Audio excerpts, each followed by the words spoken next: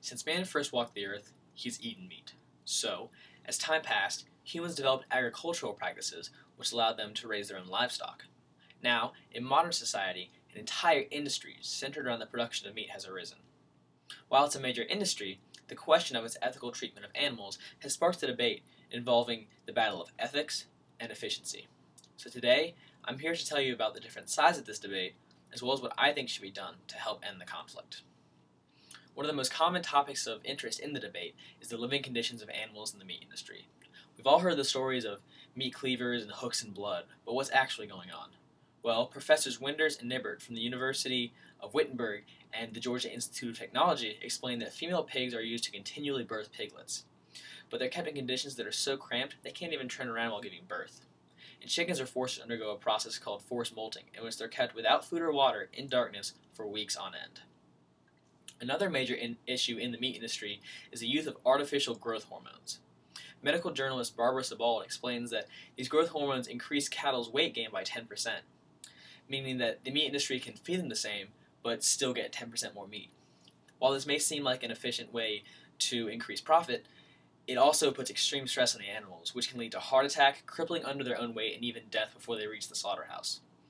While scientists have yet to determine the full effect these hormones have on humans who eat the meat, a member of the House of Representatives explained that these growth hormones are just the next step to increase productivity in the meat industry.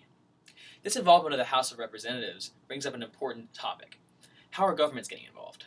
Well, governments have been getting involved for decades. Germany was the first country to include animal rights in their constitution. The World Trade Organization imposed a ban of artificially enhanced meat from the U.S. to the U.K., and the U.S. imposed the Humane Slaughter Act, which is supposed to improve conditions of animals in the meat industry, but it has been shown that slaughterhouse managers harass the officials who try to impose this regulation.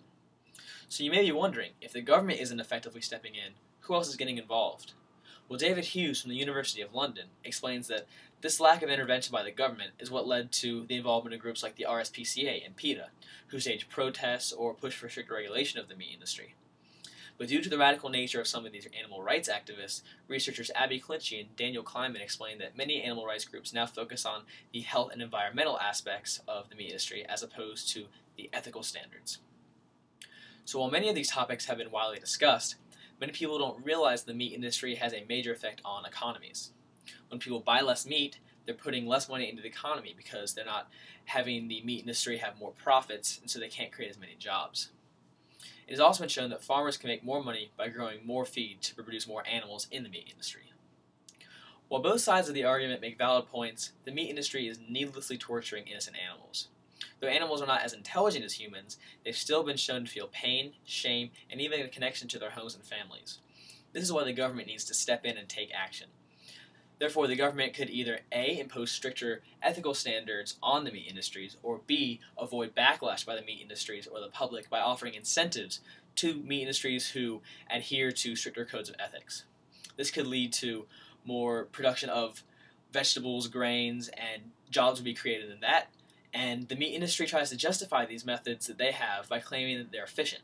But from a biological standpoint, how efficient is the production of meat? The 10% rule states that when an animal is consumed, the consumer gets 10% of its energy. So basically, when a cow eats grain, it gets 10% of the energy from the grain. And when we eat a cow, we get 10% of that cow's energy.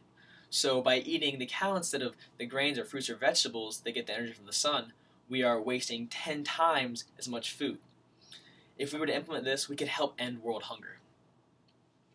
So if the government were to regulate the practices of the meat industry conglomerates, they would be saving millions of innocent animals from torture, while making a positive global impact on world economies and helping to end world hunger.